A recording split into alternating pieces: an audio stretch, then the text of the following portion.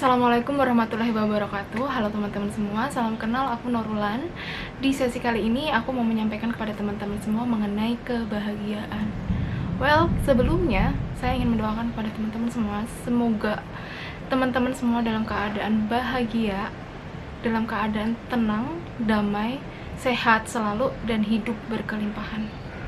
Dan kembali lagi kepada topik tentang kebahagiaan.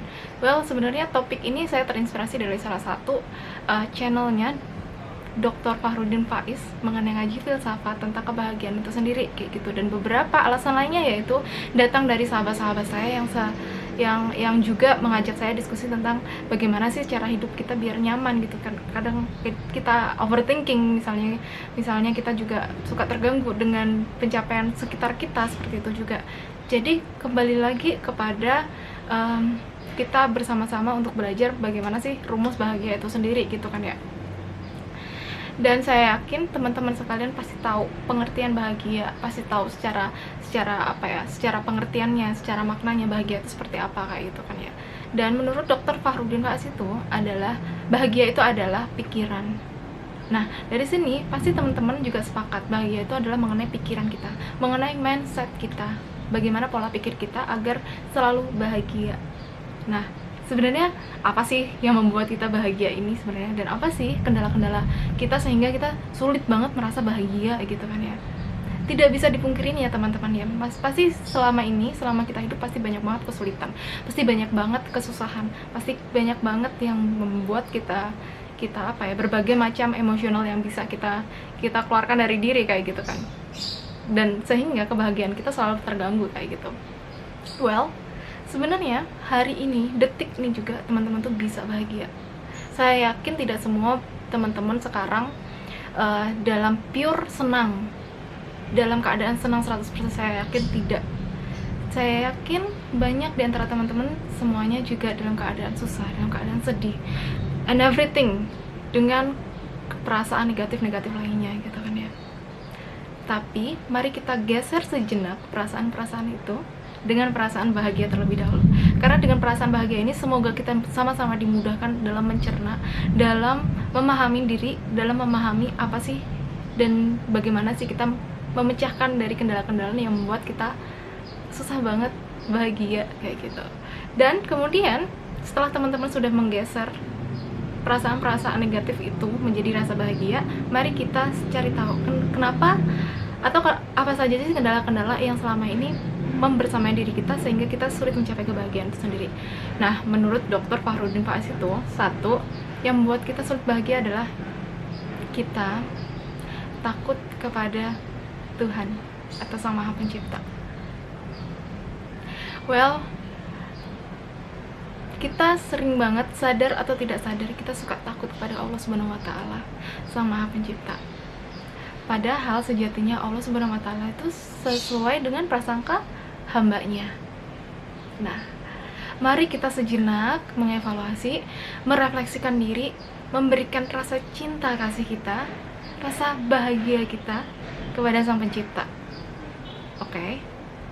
Yang kedua adalah kita sering cemas dengan yang namanya kematian. Ketika kita cemas dengan yang namanya kematian, sedangkan kita mengerti, kita paham bahwa kematian itu adalah suatu kepastian, kita sama halnya dengan kita mencemaskan masa depan kepada hal-hal yang belum terjadi pada diri kita. Dan yang ketiga adalah kita sulit mencapai kebahagiaan. Pasti bingung ya dengan kalimat itu ya. Kita sulit mencapai kebahagiaan, apa maknanya? Mencapai dalam artian kita selalu menganggap bahwa kebahagiaan itu adalah pencapaian gitu. Tapi sebenarnya kebahagiaan sudah bersama kita, selalu bersama kita, membersamai kita dengan perasaan apapun yang saat ini kita rasakan. Tetap ada rasa bahagia senantiasa membersamai diri kita. Jadi kebahagiaan itu tidak untuk dicapai, tapi untuk dibersamai.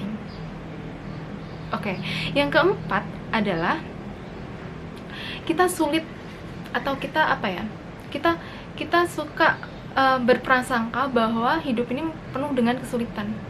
Semakin ada cobaan, kita menganggapnya semakin ada beban gitu. Maksudnya dalam hal ini ketika kita mendapatkan ujian, kita selalu berprasangka bahwa ujian itu adalah kesulitan hidup. Dan itu menjadi kendala yang bagi kita akhirnya menganggap bahwa kebahagiaan itu ya menjadi kesulitan juga, kayak gitu juga. Nah, dari sini yang poin keempat ini, semoga kita bisa menjalani hidup sebagaimana mestinya, yang kadang kita perlu loh mendefinisikan hidup, tidak perlu kayak yang hidup ini mudah atau hidup ini sulit, yang penting dijalanin kayak gitu. Nggak penting ini mudah, nggak penting ini sulit, yang penting dijalanin dan yang penting selesai kayak gitu juga. Well, ini sebenarnya sama halnya ketika kita mengerjakan pekerjaan, mengerjakan tugas, mengerjakan pekerjaan rumah dan lain sebagainya, pasti kita kayak yang ya udahlah, nggak peduli ini sulit, nggak peduli ini mudah, yang penting selesai dan yang penting dijalani. Jadi hal ini juga patut ya kita refleksikan, kita evaluasi kembali bagaimana sih kita menjalani hidup ini kayak gitu kan. Jadi 4 itu juga menjadi kunci ya, ketika kunci untuk membuka bagaimana sih kita bisa apa ya istilahnya, kayak membiarkan kebahagiaan itu senantiasa dalam diri kita kayak gitu. Well, selanjutnya kita juga mendefinisikan kebahagiaan itu ada di luar diri kita gitu, di luar diri kita. Padahal sebenarnya di luar diri itu adalah hal yang tidak bisa kita kontrol. Misalnya kita selalu bergantung pada pasangan kita selalu bergantung pada keluarga kita selalu bergantung pada atasan kita untuk membuat kita bahagia, atau mungkin kita selalu bergantung pada gaji setiap bulan yang kita terima untuk membuat kita bahagia, untuk beli ini beli itu, kemudian untuk makan ini makan itu, dan kemudian juga kalau misalnya tidak ada, kemudian kita juga panik gitu, maksudnya kayak kebahagiaan itu juga hilang kayak gitu. Nah, itu sama halnya kita kayak menggantungkan rasa kebahagiaan kita tuh pada hal-hal yang ada di sekitar kita kayak gitu.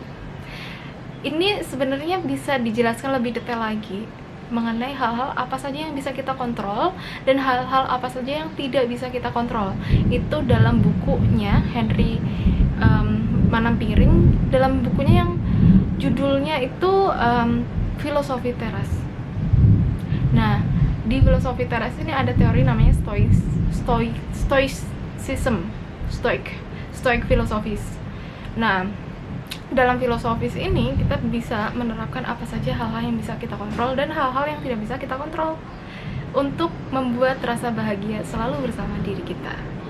Misalnya saya kasih contoh ya, nanti selebihnya teman-teman bisa membaca buku itu sendiri sih sebenarnya, tapi saya kasih contoh sederhana aja. Misalnya nih, kita kepada suami atau istri kita gitu kan, kepada pasangan kita selalu mengandalkan kita mengandalkan kebahagiaan kita, misalnya rasa cemburu gitu kan, suka cemburu pada pasangan gitu. Tapi kan pada dasarnya kita sayang, terus ya sudah, kita sayang saja kepada teman-teman, kepada pasangan kita kayak gitu kan ya. Dan yang penting kita bisa menaruh rasa percaya kepada pasangan kita, dan itu hal yang bisa kita kontrol kayak gitu.